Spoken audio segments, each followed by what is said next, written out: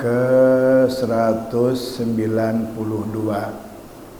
Alima, Allah mengetahui, qillata, sedikitnya, nuhudil ibadi, orang-orang yang semangat atau rajin, ila muamalatihi, melaksanakan taat kepada Allah. Fa'aujaba, maka Allah mewajibkan, alaihim, kepada manusia atau ibad, kembalinya ke ibad, wujuda ta'atihi, melaksanakan ketaatan kepada Allah. Fasaqahum, maka Allah menggiring ibad, ilaihi, kepada Allah, bisalasilil ijabi, dengan kewajiban-kewajiban yang diumpamakan rantai. Ajiba rabbuka, Tuhanmu merasa aneh, min kaumin, terhadap kaum, yusakuna, yang dihalau atau digiring, ilal jannati, ke surga, bisalasili, dengan rantai. Wallahu alam bimuradih. Bahasan hikmah yang ke-192 ini tentang kenapa sholat diwajibkan. Ini kebetulan masih dalam bulan Rajab. Peristiwa yang mulia di bulan Rajab itu adalah sholat. Awalnya sholat itu dilaksanakan 2 rakaat.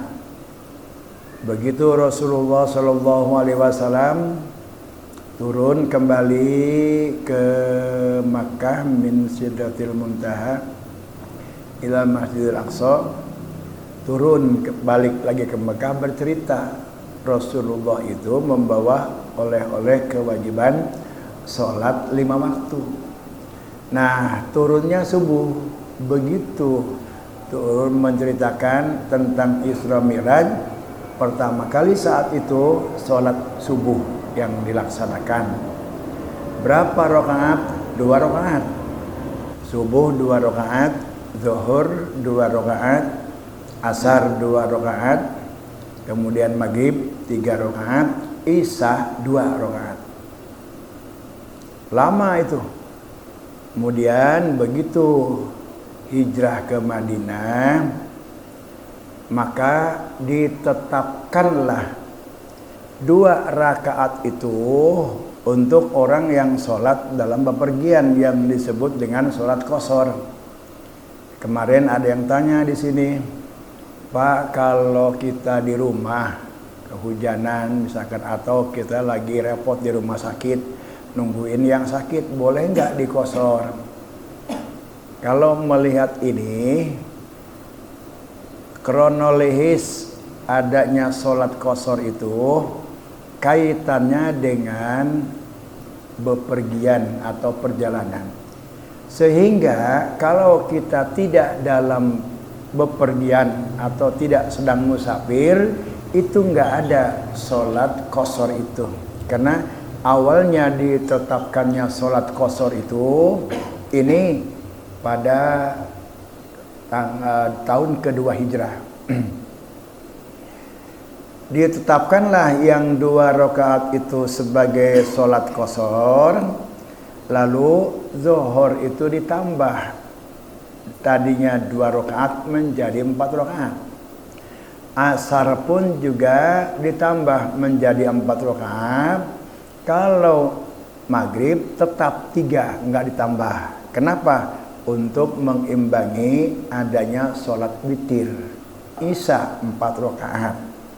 Adapun yang 2 rakaat ditetapkan untuk sholat qashar yang kaitannya dengan perjalanan. Sehingga kalau orang yang tidak sedang dalam perjalanan dan perjalanannya pun juga jarak tempuhnya kurang lebih 80 kilo, tidak boleh dikosor kecuali kalau sedang di dalam perjalanan yang jarak tempuhnya sejalan, bukan bolak-balik, sejalan kurang lebih lah 80, maka boleh sholat zuhur itu kembali ke awal, 2 rakaat, sholat asar 2 rakaat, sholat isya 2 rakaat. Nah itu awalnya itu begitu. Lalu kenapa diwajibkan sholat itu? Atau ketaatan-ketaatan yang lainnya Allah wajibkan. Puasa Ramadan Allah wajibkan. Pergi haji bagi orang yang mampu diwajibkan. Kemudian sholat 5 waktu diwajibkan. Kenapa Allah wajibkan? Di sini dijelaskan alimah. Allah mengetahui. Allah mengetahui. Bagaimana mengetahuinya Allah? Mengetahuinya Allah itu jami'al makhluqat. Semua yang diciptakan di alam semesta ini Allah tahu. Allah tahu.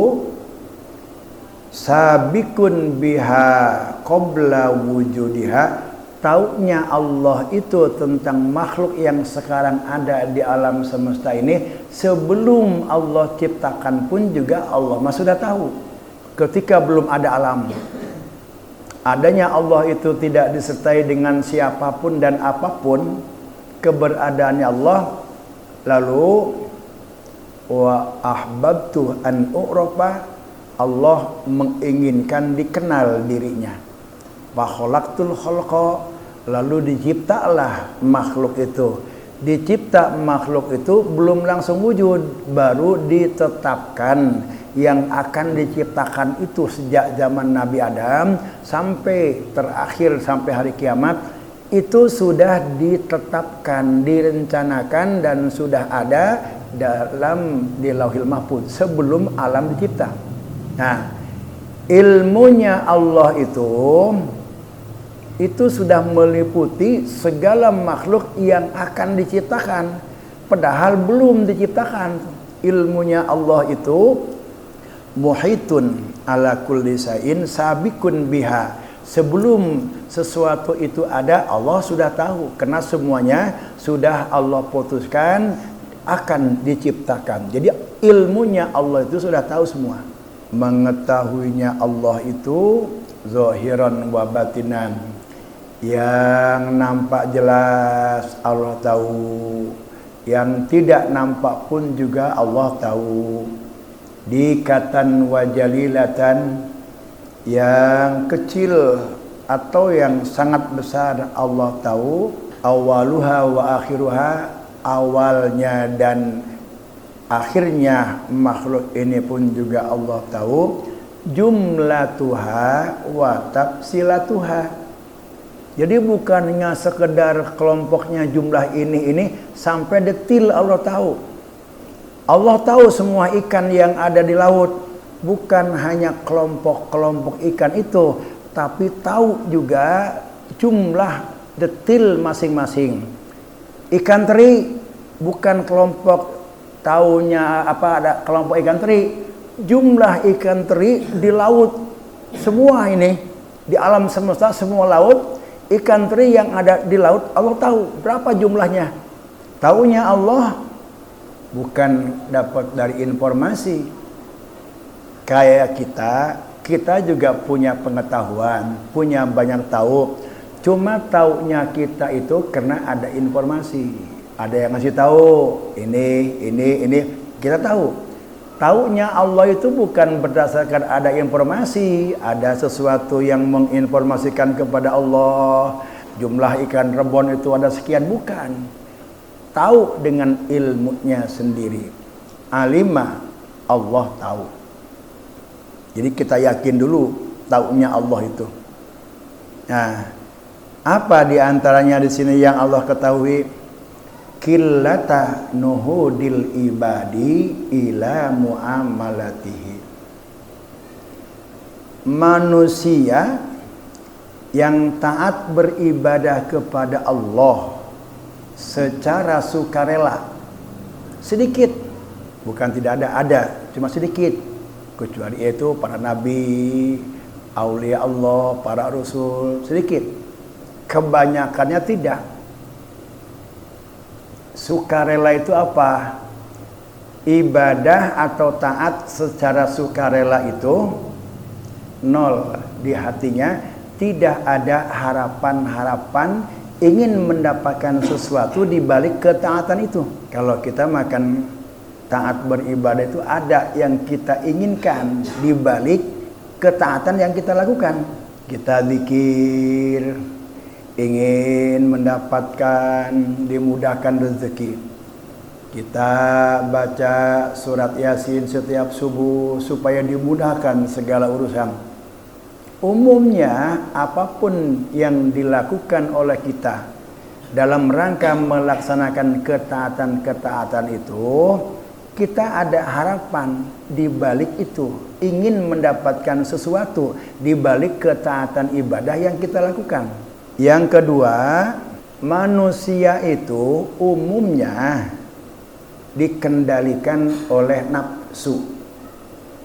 Baik itu manusia yang awamil muslimin atau manusia yang udah dalam keadaan salik dalam sebuah perjalanan menuju Allah Subhanahu wa taala, atau yang sudah wasil, sudah ma'rifat kepada Allah, itu semua mereka dikendalikan oleh nafsu. Cuma nafsu-nafsu yang mengendalikan itu sesuai dengan tingkatan-tingkatan manusia. Tingkatan manusia yang berada di awamil muslimin, umumnya orang-orang Islam itu dikuasai dan dikendalikan oleh nafsu. Apa itu nafsu? Nafsu diri. Dikendalikan oleh kepentingan-kepentingan yang berkaitan dengan diri. Pengen mobil, supaya apa? Kan diri itu enak. Kemana-mana nggak capek, duduk, nyampe. Berkait dengan kenyamanan diri, itu nafsu. Pengen punya rumah, kaitannya kan dengan diri kita itu, supaya nggak kehujanan, nggak keanginan. Sesuatu yang berkaitan dengan kenyamanan dan kepentingan diri namanya nafsu. Nafsu itu artinya diri kita. Jadi segala sesuatu yang berkaitan dengan kepentingan diri kita itu nafsu. Salat, pengen dapat bidadari, pengen dapat surga nanti, kaitannya dengan diri. Kenapa? Kalau kita nanti di surga kan diri kita enak. Sehingga sepertinya bukan nafsu, itu nafsu. Kalau kita sholat, kalau kita mengamalkan sesuatu, ingin dapat surga, ingin dapat bidadari, itu nafsu. Nafsu. Kita beribadah agar dijauhkan dari neraka, itu pun juga nafsu, karena kaitan dengan diri kita, supaya diri kita itu nggak sakit disiksa oleh Allah Subhanahu wa taala. Semua manusia dalam hidup ini dikendalikan oleh nafsu. Tergantung tingkatan orangnya. Kalau umumnya manusia yang belum sampai kepada perjalanan menuju Allah, itu dikendalikan oleh 3 nafsu. 1 nafsu ammarah. Kedua nafsu lawwamah. Dan ketiga nafsu mulhamah. Nafsu ammarah itu tandanya 3. 1, selalu memerintahkan kepada kejahatan.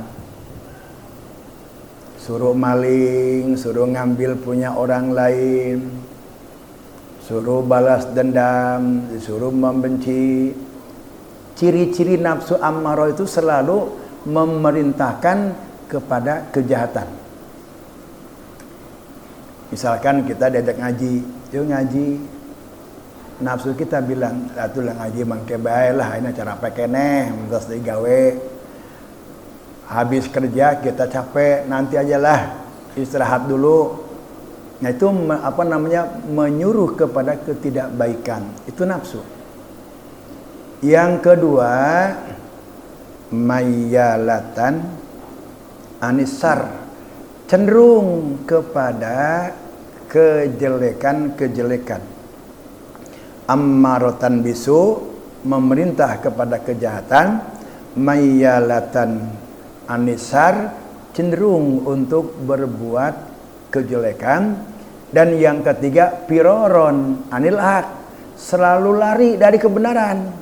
Diajak ngaji, embung, lari dari kebenaran. Diajak sedekah, embung, lari kebenaran.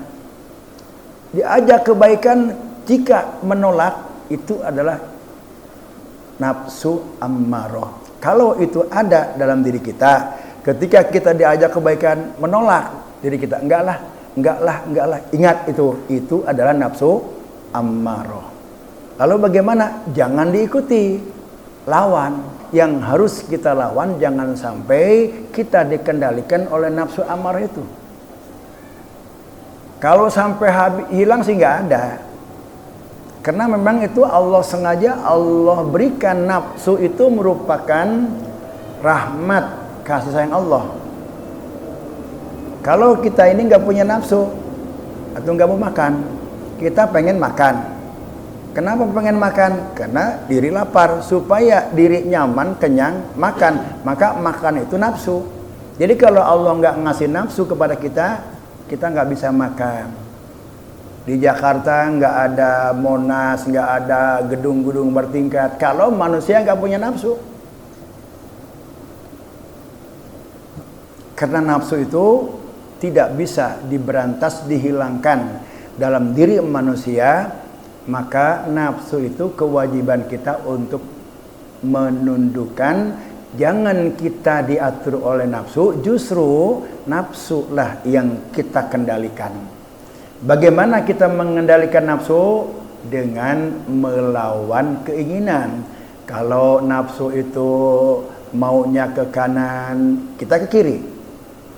Jangan diikuti. Sadari bahwa itu adalah nafsu ammarah. Jadi ketika kita itu ada yang minta sumbangan, duit padahal mah ada, lalu ada dalam dorongan diri kita enggan, malas, nolak diajak bersedekah itu. Ingat, itu adalah nafsu ammarah, lawan dengan yang bertentangan. Artinya keluarkan aja walaupun enggak gede. Bilang sama diri kamu, bilang sama diri kita, tahu gua juga lu nafsu amarah. Enggak, gua nggak akan ikutin, gua bayar gitu. Selalu itu harus. Yang kedua, nafsu lawamah. Nafsu lawamah itu nafsu yang diberi sesuatu yang sifatnya jelek. Fa'alhamaha fujuraha wa taqwaha wa nafsi wa ma sawaha, demi jiwa nafsu, wa ma sawaha, dan penyempurnaannya, fa'alhamaha fujuraha wa taqwaha. Nafsu itu diberi penjelasan oleh Allah, fujuraha ini yang tidak baik, ini kemaksiatan, wa taqwaha ini yang baik. Nafsu yang diberikan penjelasan tentang kejahatan, tentang kemaksiatan, tetapi dia tidak mampu untuk menghindari kemaksiatan atau kejahatan itu.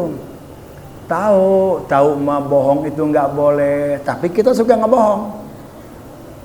Tahu ngomongin orang itu nggak boleh, tapi kita suka ngomongin orang. Itu artinya kita nggak punya daya, nggak punya kemampuan untuk menolak kejahatan, kemaksiatan. Nah itu namanya nafsu lawamah. Selalu menyesali kesalahan atau kemaksiatan yang dilakukan padahal dia tahu. Yang ketiga, nafsu mulhamah. Nafsu mulhamah itu dari kata ilham. Jadi nafsu yang sudah diilhamkan Allah tentang kebenaran-kebenaran. namun dia tidak punya kekuatan untuk melaksanakan kebenaran yang sudah diketahui. Kita ngaji tahu nih kudu ngawirid, dikasih hidayah oleh Allah, tahu itu baik ngawirid itu. Kita ngaji malam Jumat, baik membaca Yasin, baca Al-Waqiah, baca surat Al-Kahfi, tapi kita nggak mampu, malas untuk melaksanakan itu mulhamah itu. Tahu tapi malas melaksanakan, itu mulhamah. Nah, kalau kondisi kita seperti itu, tahu itu baik, tapi kita mau melaksanakannya malas, bilang sama diri kita, nyaho sia aing, mulhamah sia, moal dilikeun ku aing. Begitu dia malas mau ngaji aing. Omelin diri kita tuh omelin. Itu cara melawan nafsu. Kenapa mesti dilawan? Supaya nafsu yang 3 itu naik menjadi nafsu mutmainnah ke sini. Mula-mula nafsu ammarah itu di sini adanya tuh, antara 2 alis yang kuat banget dia itu. Lawamah ada di 2 jari di bawah tete sebelah kiri. Mulhamah di 2 jari di bawah tete sebelah kanan. Lalu mutmainnah ada 2 jari di atas tete sebelah kiri. Nah, itu kita disuruh untuk melawan 3 nafsu itu. Jangan mengikuti keinginan nafsu tadi. Lawan nafsu itu dengan kebalikannya. Kalau terus-terusan kita istiqomah melawan keinginan nafsu yang 3 itu, maka nafsu itu naik, dia menjadi nafsu mutmainnah. Karena umumnya manusia itu dikendalikan oleh nafsu. Pengen beli mobil, pengen punya rumah, udah punya rumah cukup, pengen ditingkat rumahnya. Beli mobil tua, pengen yang agak muda, udah keberi Avanza, pengen Pajero, terus saja nafsu itu bukan berarti harus dihilangkan, tapi dikendalikan oleh kita supaya nafsu itu ada nur ilahinya. Kalau nafsu itu ada nur ilahinya, maka dia akan selalu berbicara, Allah ridho enggak nih kalau saya mengejar dunia atau keinginan diri kayak begini. Selalu dia berpikir khawatir kalau keinginan saya yang kembali kepada diri saya ini ada di dalam murka Allah. Dia akan selalu berpikir begitu kalau nafsunya itu ada nur ilahinya itu. Dengan adanya nafsu itu, maka manusia sibuk dengan urusan duniawi. Nah, dengan umumnya manusia itu dikuasai, diperintah oleh nafsu yang 3 tadi. Kemudian efek daripada nafsu itu sehingga kita itu menyibukkan diri, sibuk dengan urusan-urusan mencari dunia untuk kepentingan nafsu. Maka kata Allah, alimah, aku tahu, karena aku yang menciptakan manusia, lalu karakter manusia itu begitu. Kalau saja ketaatan dan ibadah ini tidak saya wajibkan, sedikit sekali orang yang melakukan taat dan ibadah itu secara sukarela. Kira-kira nih kalau kita zikir 0, kita nggak ada pengen apa-apa. Lalu kita kadang-kadang berpikir, apa yang saya dapat dari berzikir itu? Jangan ada berpikir begitu. Kalau kita beribadah, baca Quran aja. Karena ada perintah Allah, jangan ada ingin sesuatu. Di balik kita berzikir, di balik kita beristighfar, di balik kita itu sholat tahiyatul masjid, sholat duha. Duha mah ini udah 5 tahun, tapi hidup sengsara terus. Jangan berpikiran begitu. Nolkan dulu. Setiap kita beribadah itu jangan ada muatan-muatan nafsu. Jadi kalau kita misalkan sholat duha, kemudian setelah 2 tahun kita hidup begitu sengsara terus, lalu kita ngedumel. Ini udah 5 tahun sholat duha ini hidup susah terus, ngedumel itu. Berarti sholat duha selama 5 tahun itu dorongannya nafsu. Karena begitu belum muncul apa yang kita harapkan, kita ngedumel. Tapi kalau kita nol, mau 10 tahun sholat duha, nggak ada apa-apanya, nggak akan ngedumel. Karena dia itu sukarela. Sukarela itu nggak ada harapan-harapan di balik ibadah yang dia lakukan. Nah inilah kita untuk meningkatkan yang selama ini kalau kita itu beribadah, ada harapan-harapan sesuatu di balik ibadah yang kita lakukan itu, sekarang hilangkan, nolkan. Saya beribadah karena semata-mata menjalankan sifat kehambaan kita. Yang namanya hamba itu kan dia berbuat sesuatu. Misalkan nih, orang punya hamba sahaya dapat beli. Lalu oleh si majikannya itu suruh kerja di Panarub. Yang ngambil gaji itu bukan si hamba sahaya. Yang ngambil gajinya itu majikannya. Urusan mati, hidup, sehat, sakit itu si hamba saya urusan majikan. Dan ketika si hamba saya itu bekerja di Panarub, dia nggak pernah berpikir gaji.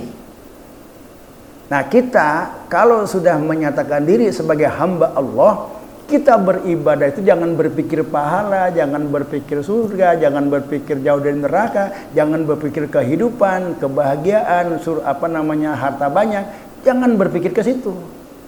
Kalau kita berpikir ke situ, kita bukan menjadi hamba, bukan menjadi hamba Allah, hamba dunia. Kalau kita kehilangan, waduh ini 2 tahun lagi saya pensiun, waduh gaji saya sedikit, nggak punya ini.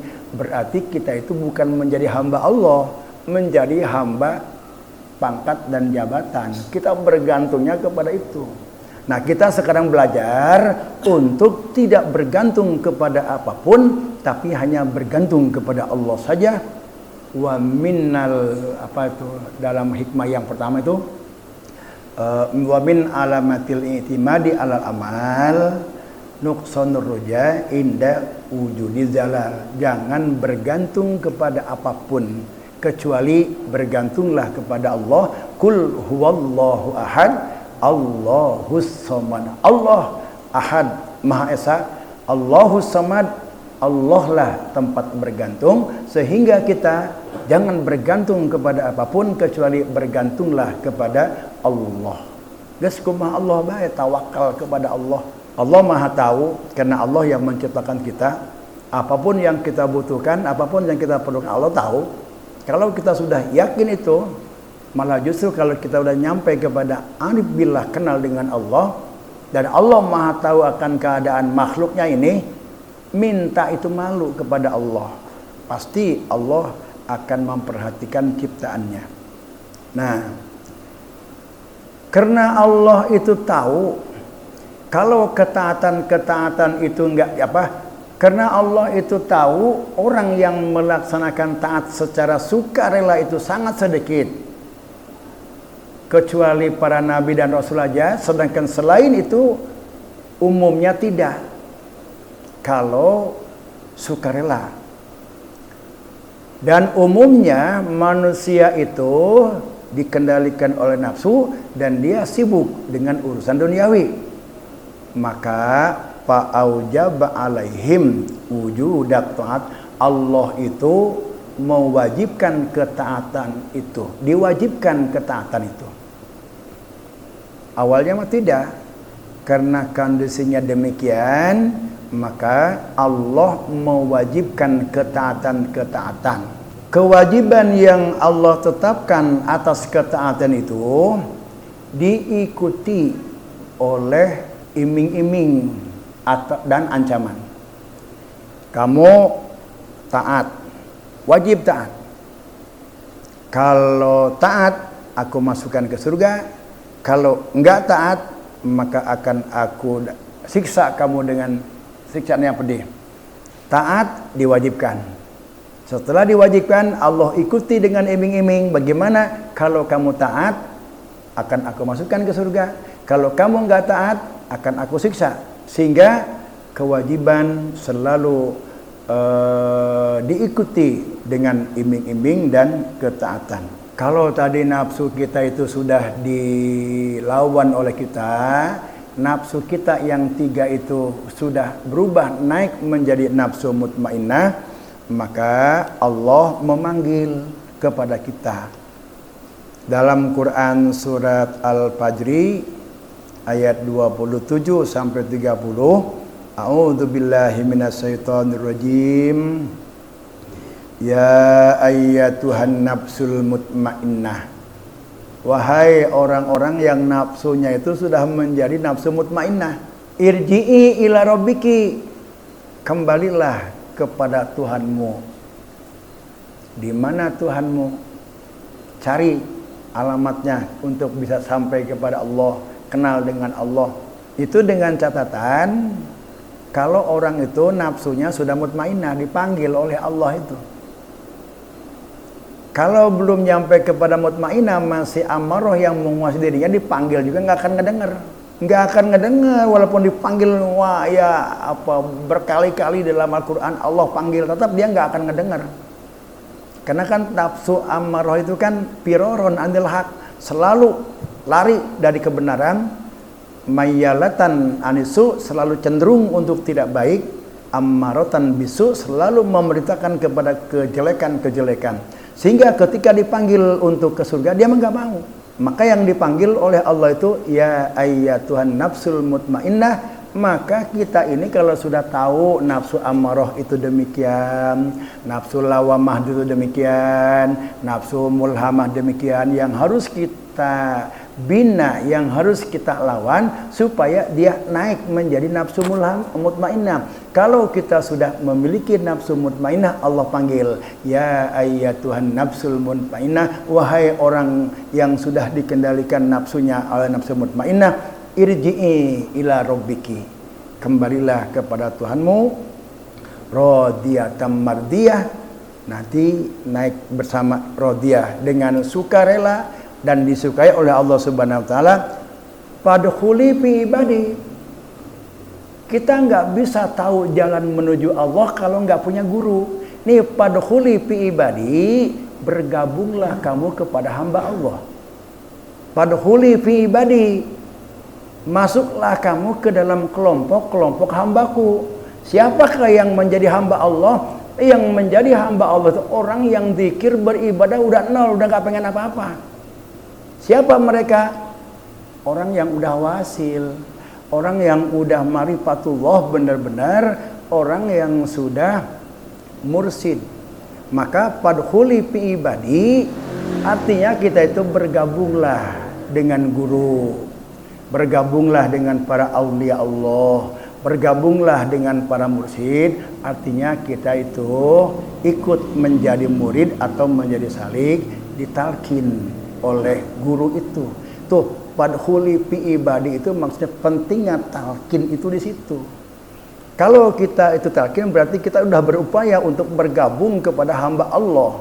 Begitu nafsu kita itu sudah menjadi nafsu mutmainnah, dipanggil oleh Allah untuk kembali kepada Allah, lalu kamu nggak bisa berjalan menuju Allah, tahu akan menuju Allah, tapi kan perjalanannya kita nggak tahu. Perlu kita tuh ada pembimbing, artinya kita perlu ada guru, perlu ada mursyid. Maka fadkhuli fi ibadi, bergabunglah, masuklah kamu ke dalam hamba-hamba Allah.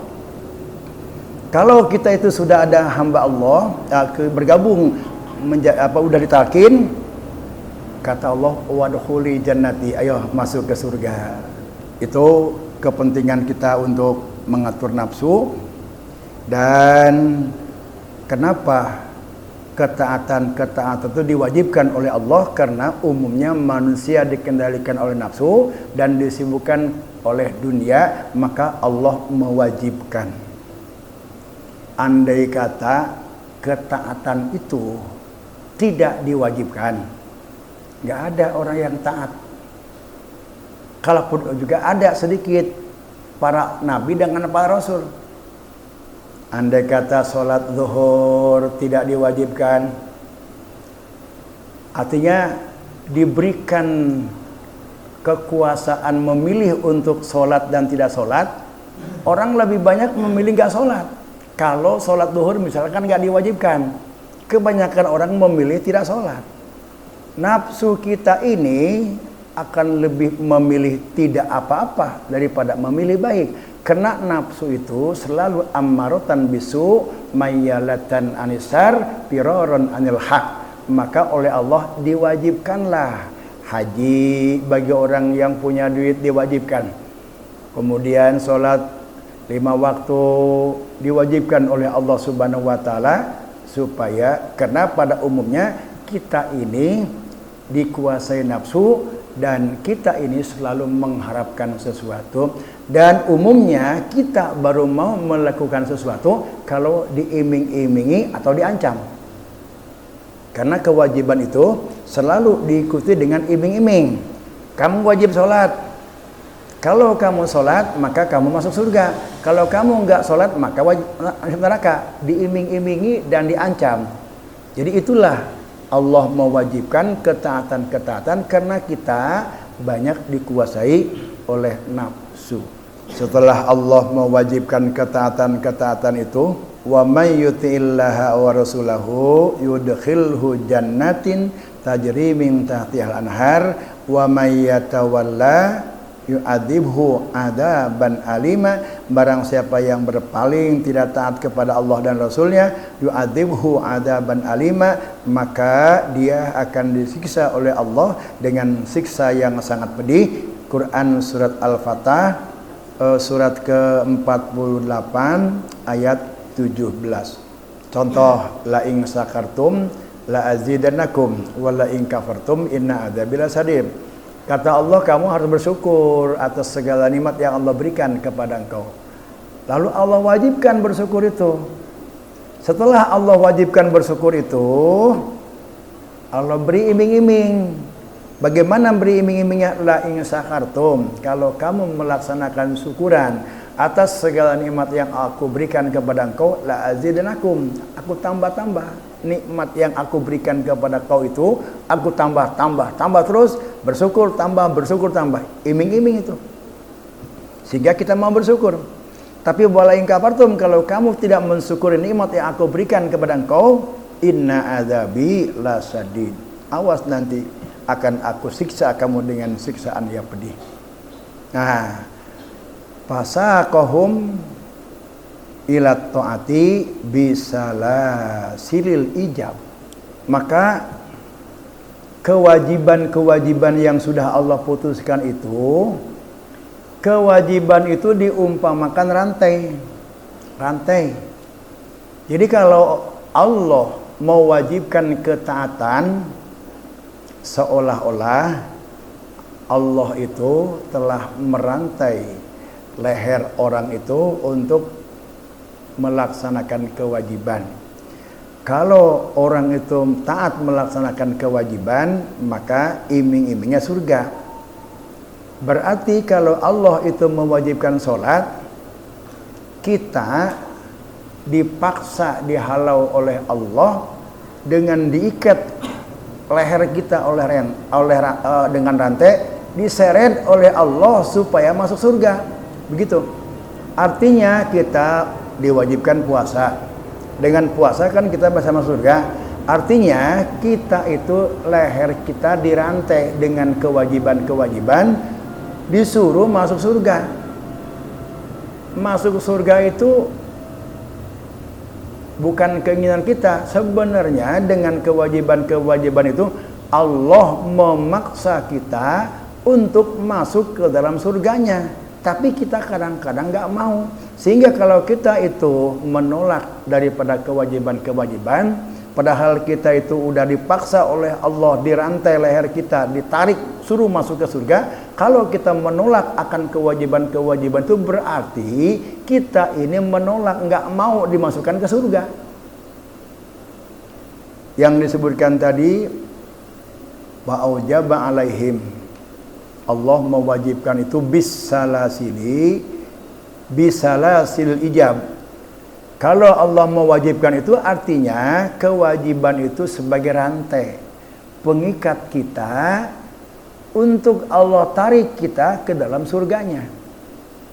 Kalau kita tidak melaksanakan ketaatan berarti kita dirantai oleh Allah, ditarik untuk masuk ke nerakanya. Nah, Kalau kita berbicara soal kewajiban dalam ketaatan itu artinya kita ini dipaksa untuk masuk surganya Allah, diseret oleh Allah, kitanya nolak, mundur terus. Kalau kita merasa malas, artinya kalau kita disuruh sholat itu sebenarnya, kalau kita diwajibkan sholat itu sebenarnya Allah itu memaksa kita untuk masuk surganya. Kalau kita malas berarti kita seolah-olah itu malas, disuruh Allah masuk ke surganya, Allah itu malas kitanya. Jadi kalau kita malas beribadah sama dengan kita itu malas disuruh masuk surga. Fasaqahum ilaihi bisalasilil ijab, maka Allah menggiring kita ke surganya Allah dengan kewajiban-kewajiban yang diumpamakan dengan rantai. Jadi kalau Allah mewajibkan ketaatan kepada kita, Allah itu merantai kita, lalu dengan rantai itu kita diseret oleh Allah ila jannatihi, supaya masuk ke surganya Allah Subhanahu wa taala. Alimallahu subhanahu wa taala anna man nahada li taatihi wa khidmatihi biduni tanbihin wa tawfifin qalilun. Sedikit sekali. Jadi sekarang intinya tingkatkan kita beribadah itu sukarela. Jangan ada harapan-harapan apa-apa. Jangan pengen ini, pengen itu mah udah urusan Allah. Sudah ada ketentuannya pada azali. Jangan lagi berpikir soal kehidupan dunia, soal kaya, miskin, sejahtera dan lain-lainnya. Jangan berpikir itu. Yang harus kita pikir ini ibadah kita ini udah nyampe mana? Bener enggak ibadah yang kita lakukan ini sesuai dengan syariat? Lalu kalau ibadah saya ini sudah sesuai dengan syariat, diterima enggak oleh Allah Subhanahu wa taala? Itu yang harus kita pikirkan dalam kehidupan kita. Jangan memikirkan kehidupan. Soal urusan kehidupan bukan urusan kita. Allah yang sudah mengatur, kita ridho dengan segala ketetapan Allah kepada kita, apapun bentuk ketetapan itu. Nah, itu kesimpulannya dari hikmah yang ke-192, hikmah ke-193, wallahu alam bissawab.